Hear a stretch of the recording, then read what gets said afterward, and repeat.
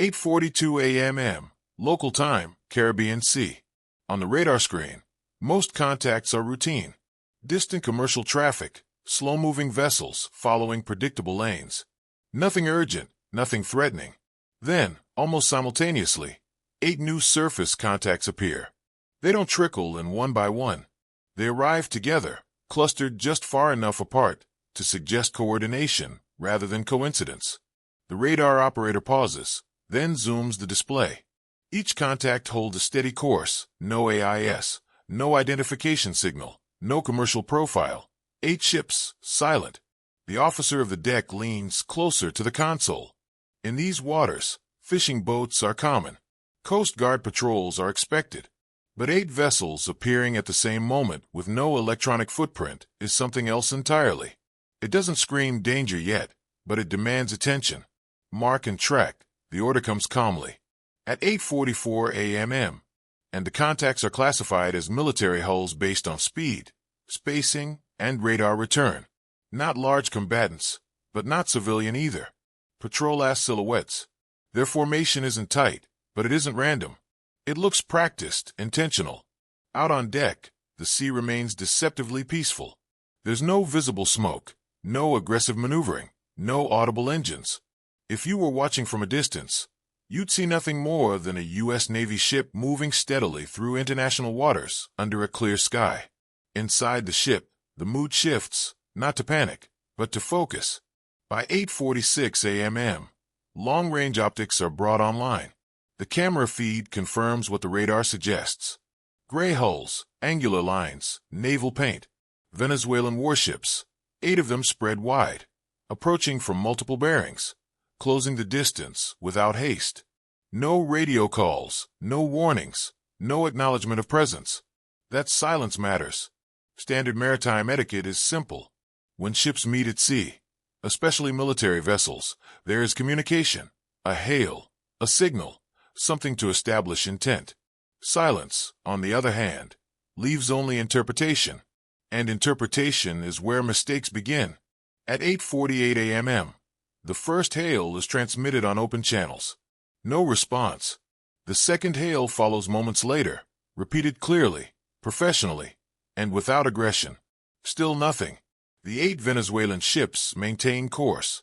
Their speed is moderate, but constant. They aren't charging. They aren't drifting.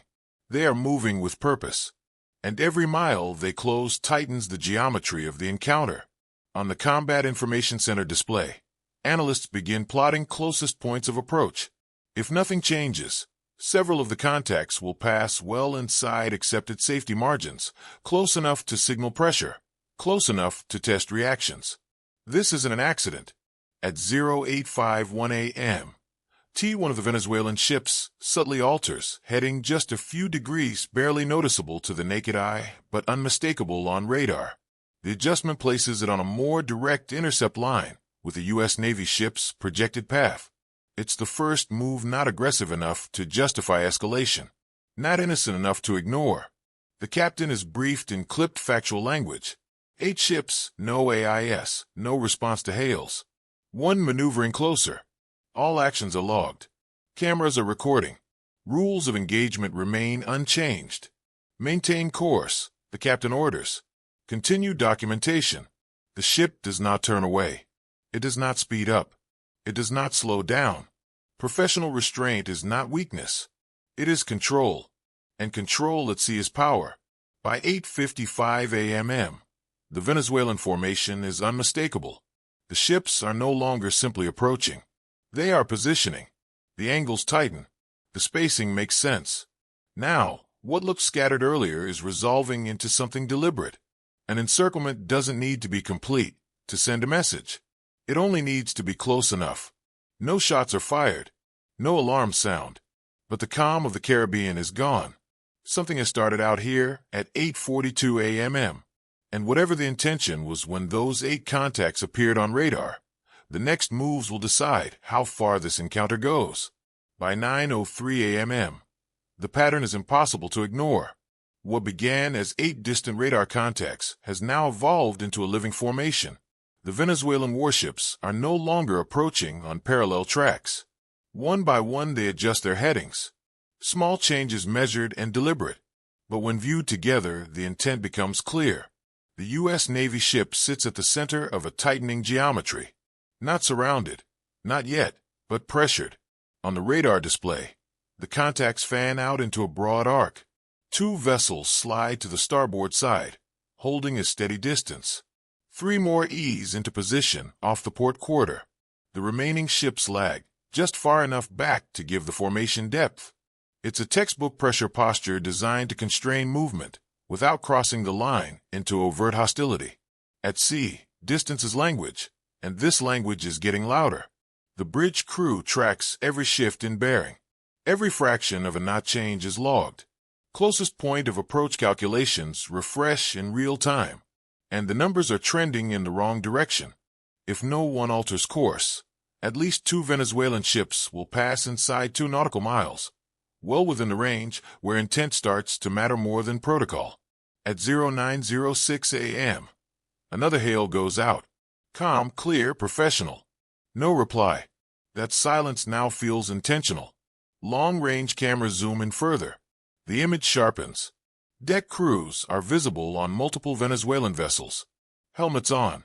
Personnel clustered near railings and forward sections. No weapons are actively manned, but the posture is alert, ready, watching. Inside the Combat Information Center, analysts quietly note the details. This is not a casual patrol crossing paths. The ships are holding formation too precisely, maintaining spacing too consistently. These crews know exactly where they are and exactly who they're approaching. At 09:09 a.m., a subtle but critical shift occurs. One Venezuelan ship increases speed by just 2 knots. On its own, it's insignificant. In context, it's a signal. The vessel edges ahead of the formation, narrowing the gap on the U.S. Navy ship's projected path. The encirclement tightens. Still, the U.S. ship does not maneuver. Altering course now would invite interpretation. Slowing down could suggest hesitation. Speeding up could escalate the encounter. The safest move, paradoxically, is steadiness. Hold course. Hold speed. The captain reiterates. Professional restraint is not passive. It is calculated. At 09:12 a.m., Hetron-turned electronic sensors pick up the first active emissions. Low-power surface search radar from one of the Venezuelan ships. Not a fire control lock. Not an immediate threat, but it is no longer passive observation. They are painting the ship. Every emission is logged, frequencies recorded, power levels measured. Nothing dramatic. Yet every data point adds weight to the unfolding picture. This is controlled friction executed just below the threshold of escalation. Out on the bridge wing, binoculars confirm what the sensors suggest. The Venezuelan ships are closer now. Hull numbers are visible. Flags flutter in the wind. This is not a misunderstanding of nationality or jurisdiction. Both sides know exactly who they are dealing with. At 09:15 a.m., the formation stabilizes. 8 ships spaced in a loose semicircle, all within visual range. No vessel crosses directly ahead. No one cuts across the bow. The choreography is precise. Pressure without provocation. This is the gray zone. The captain receives an updated brief. Closest contacts inside 2 nautical miles. Multiple vessels maneuvering in coordination. No hostile acts, but clear intent to constrain movement. Rules of engagement remain unchanged. The decision is simple and difficult. Escalate and risk turning theater into confrontation. Withdraw and reward the pressure. Hold steady and force the other side to decide how far they're willing to go. The U.S. Navy ship holds steady. By 9:18 a.m., the encounter has drawn a line in the water. 8 Venezuelan warships have tested that line without crossing it. Yet the encirclement is in place.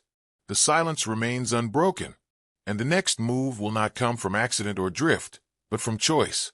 At 9:21 a.m., the encounter shifts from pressure to provocation. On the radar screen, 2 of the Venezuelan warships begin to accelerate. The increase is gradual. 3 knots, then 4, but unmistakable. Their headings adjust in unison, narrowing the angles toward the U.S. Navy ship's bow. This is no longer a passive encirclement. It is an intentional constriction of space. Inside the Combat Information Center, the change is immediate. Closest point of approach calculations refresh again, and this time the numbers flash in cautionary tones. One contact is projected to pass inside 1 nautical mile if neither vessel alters course. That distance matters. At sea, 1 nautical mile is not collision range, but it is confrontation range. It is close enough to force judgment calls. Close enough that every maneuver carries meaning. At 9:23 a.m., the bridge transmits another hail. Firm, direct, repeated in English and Spanish. The wording is precise, designed to leave no ambiguity about location, legality, or expectations. Still no response. Instead, one Venezuelan ship alters heading by a few more degrees, cutting closer to the projected path of the U.S. Navy vessel. The maneuver is smooth, practiced, and unmistakably deliberate. It is the kind of move designed to provoke a reaction without triggering immediate retaliation. The bridge crew watches in silence as the geometry tightens. Log the maneuver, the captain orders. Continue recording. By 9:25 a.m., sensors detect a second active radar emission. Another Venezuelan vessel briefly switches from passive to active mode, sweeping the area with low-power pulses. Not a targeting lock, but no longer innocent. They are testing boundaries. Electronic warfare specialists note the frequencies and durations. Each emission is captured, time-stamped, and stored. This isn't just situational awareness anymore. It's evidence, proof of intent if the situation escalates later. On the horizon, the Venezuelan ships are now close enough that individual movements on deck are visible. Sailors reposition. A small group gathers near a forward gun mount on one vessel. The weapon is not manned, but the message is visual, not operational. Pressure without contact. Intent without overt hostility. At 9:27 a.m., the captain gathers senior watch officers on the bridge. The assessment is concise. 8 ships, 2 maneuvering aggressively, multiple active radar emissions, no communication, no weapons manned. Yet the rules of engagement are clear. No hostile act, no to justification for force, but also no requirement to yield. Prepare aviation option. The captain says. The order ripples through the ship, quiet but decisive. Below deck, the flight crew moves with practiced efficiency. There's no alarm, no rush. This is not an emergency launch. It is a calculated escalation in presence, a signal that can be seen, recorded, and understood without firing a single round. At 09:30 a.m., the Venezuelan ship nearest the bow increases speed again. The CPA drops further, less than a mile now. The wake behind its stern lengthens. White water cutting clean lines across the blue sea. The message is unmistakable. Inside the Combat Information Center, a voice breaks the tension. Contact maneuvering with intent. That phrase matters. It is not a declaration of hostility, but it is the last step before escalation protocols begin. On the bridge, the captain watches the approaching vessel through binoculars. He does not raise his voice. He does not issue dramatic commands. Instead, he waits one final moment, allowing the Venezuelan crew every opportunity to reconsider. They don't. At 09:32 a.m., the decision is made. Launch the helicopter. The order is calm. Final. This is the line. Not a weapon, not a threat, but a presence that cannot be ignored. As the ship maintains course and speed, the flight deck comes alive. Rotors begin to spin. The sound cuts through the still Caribbean air, echoing across the water toward the Venezuelan formation. For the first time since 8:42 a.m., the silence is broken. Not by words, but by unmistakable intent. The encounter has crossed from quiet pressure into open signaling. And now the next move belongs to the air. At 09:34 a.m., the helicopter lifts off the deck. The rotors cut through the still air, sending concentric ripples across the surface of the sea below. The sound carries far, farther than any radio hail, and every ship in the Venezuelan formation hears it. This is not an emergency launch. There is no chaos on deck, no rush in the crew's movements. Everything is controlled, deliberate, and unmistakably intentional. The aircraft climbs to a low operational altitude and moves forward, angling toward the tightening arc of Venezuelan warships. From the bridge, the captain watches without speaking. The ship maintains course. Speed remains constant. Nothing about the U.S. Navy vessel's posture suggests fear or retreat. The message is subtle but clear. We are not moving. You are. At 9:36 a.m., the helicopter crosses the forward boundary of the Venezuelan formation. Not directly overhead, not aggressively. It passes offset, wide enough to avoid provocation, but close enough to command attention. Its sensors are already active. Electro-optical systems zoom in, stabilizing on hull numbers, deck crews, and bridge windows. Everything is being recorded. Inside the helicopter, the crew works in silence. The pilot holds a steady line. The sensor operator calls out bearings and distances. Video feeds stream back to the ship in real time, time-stamped and geo-referenced. This isn't intimidation, it's documentation. At 9:38 a.m., the aircraft slows and settles into a controlled orbit near the most aggressive Venezuelan vessel, the one that had closed inside a mile, the one that altered course first. From this angle, the difference in posture becomes obvious. On the Venezuelan deck, crew members look up. Some shield their eyes from the sun, others point. A few retreat toward the superstructure. The helicopter's presence changes the equation instantly. Ships can play geometry games. Aircraft remove ambiguity. A calm warning is broadcast from the helicopter. Neutral tone. Professional phrasing. No raised voices. This is a United States Navy aircraft. You are operating unsafely in international waters. Alter course immediately. The message is repeated slowly, clearly in Spanish. For the first time since the encounter began, there's visible hesitation. At Euro 9:41 a.m., the nearest Venezuelan ship reduces speed, not dramatically, but enough to shorten its wake. The CPA widens slightly. Another vessel positioned farther out on the arc begins to drift back, increasing distance by a fraction of a mile. Small moves, but real ones. The helicopter maintains its orbit. It does not chase. It does not hover directly overhead. Pressure is applied through presence, not pursuit. The aircraft's cameras continue to roll, capturing every adjustment, every change in posture. On the U.S. Navy ship, the Combat Information Center updates the captain. Contact 1 reducing speed. Contact 3 increasing range. No further active radar emissions. The encirclement is loosening. At 09:44 a.m., a brief radio transmission crackles through the static. Venezuelan naval call signs are heard for the first time, not directed at the U.S. ship, but internally. Coordination chatter, repositioning orders.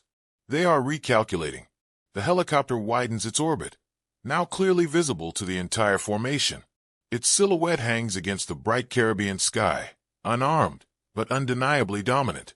Everyone out here understands what it represents. Not just a single aircraft, but the layered capability behind it. At 09:47 a.m., the most forward Venezuelan ship alters course. Just a few degrees, enough to break the intercept line, enough to signal a decision. Others follow. The arc opens. Distances increase. What had looked like a tightening ring moments earlier now begins to stretch and thin. No announcement is made. No declaration of withdrawal. But the choreography has changed. The helicopter remains overhead until the shift is unmistakable. At 09:50 a.m., the aircraft turns back toward the U.S. Navy ship. Rotors tilt. Speed increases slightly. The message has been delivered and received. From the bridge, the captain nods once. The turning point has passed. No weapons were fired. No orders shouted. But the encounter has decisively changed direction. Not through force, but through controlled escalation. The pressure that began on the surface has now been reversed from the air, and the final outcome is no longer in doubt. By 9:52 a.m., the encounter is no longer balanced. The helicopter settles back onto the flight deck with practiced precision. Rotors slow. The deck crew secures the aircraft. From the outside, it looks routine. Just another launch and recovery under clear skies. But everyone on board knows what just happened. The momentum has shifted, and it has shifted decisively. On the radar screen, the Venezuelan formation is changing shape. The tight arc that once pressed inward is dissolving. One ship increases lateral distance. Another falls back entirely, its speed dropping below the rest of the group. The most aggressive vessel, the one that closed inside a mile, now holds a steady heading that no longer threatens the U.S. ship's path. No radio apology comes. No explanation is offered. None is required. At sea, movement is communication. At 9:55 a.m., the captain orders a final status review. All contacts are still present, but their behavior has shifted from constraining to observing. Passive radar only. No further emissions. No course corrections aimed at interception. The message has landed. The U.S. Navy ship does not alter course. It does not slow. It does not accelerate to emphasize victory. Instead, it continues exactly as before. Steady speed, steady heading, disciplined posture. This is the quiet assertion of control. To change now would suggest that the pressure mattered. It didn't. From the bridge wing, the Venezuelan ships are still visible on the horizon, but the distance is growing. Their wakes angle away instead of inward. The formation is no longer coordinated. It is becoming individual vessels, making individual decisions. At 09:58 a.m., one Venezuelan ship breaks farther off to the south. Another turns slightly west. The remaining vessels trail behind at increasing range, maintaining visibility without proximity. The encirclement is over. Inside the Combat Information Center, analysts complete their logs. Timelines are locked. Video files archived. Radar tracks saved. Every maneuver, every emission, every course change preserved with timestamps and coordinates. This is not just a report. It is a record. Encounters like this rarely end with a bang. They end with documentation. At 10:02 a.m., the captain receives the final update. No contacts maneuvering with intent, no active sensors, no safety violations in progress. Maintain normal operations, he orders. That's it. No victory announcement, no celebration, no dramatic conclusion. The ship moves on, but the implications linger. 8 Venezuelan warships attempted to apply pressure without firing a shot. They tested distance, silence, and coordinated movement. They pushed until the line became visible and then stopped when the response made escalation too costly. This is how modern naval confrontations unfold. Not with explosions, but with calculation. Not with headlines, but with restraint. What happened out here wasn't weakness. It was dominance expressed quietly. The U.S. Navy did not need to outgun its counterpart. It only needed to demonstrate that it would not yield, would not overreact, and would not be pushed off lawful course. That combination, discipline, patience, and capability, is harder to challenge than firepower alone. As the Caribbean returns to calm, the Venezuelan ships fade into the distance, their presence reduced to shrinking radar returns and quiet wakes, dissolving into blue water. The encounter is over, but the lesson remains. In international waters, control doesn't belong to the loudest voice or the closest hull. It belongs to the side that understands when to hold steady and when to make the other side blink without ever pulling the trigger. And this time, that's exactly what happened.